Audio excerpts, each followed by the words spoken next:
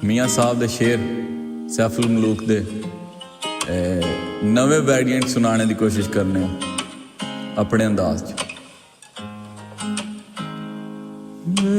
कपड़ा फटे ते लगे तरोपा, दिल फटे किस सीना, सजना बाज मुहम्मद बख्शा, की मरना की जीना।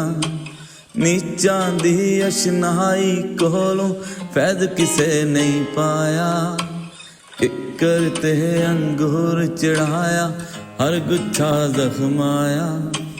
हासां दी गल आमा अगे नहीं मुनासब करनी, मिठी खीर पका मुहम्मद कुत्तियां अगे दरनी।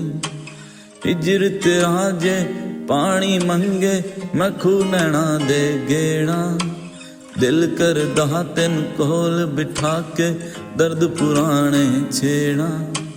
सदा न बागी बुलबुल बोले ते सदा न बाग बहारा, सदा न मापे हुस्न जवानी, सदा न सोबत यारा। बस कर मियाँ मुहम्मद बख्शा, मोड़ कलम दा घोड़ा। सारी उम्र दुख नहीं मुकने, वरका रह गया थोड़ा।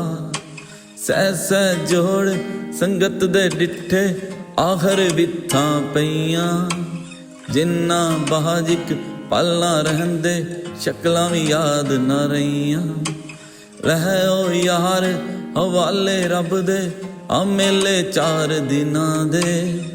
उस दिन ईद मुबारक होसी, जिस दिन फेर मिलांगे, जिस दिन फेर मिलांगे, जिस दिन फेर मिलांगे। होप सो तुहानूं मियाँ साहब दे शेर साढ़े इस वैरिएंट पसंद आए होण।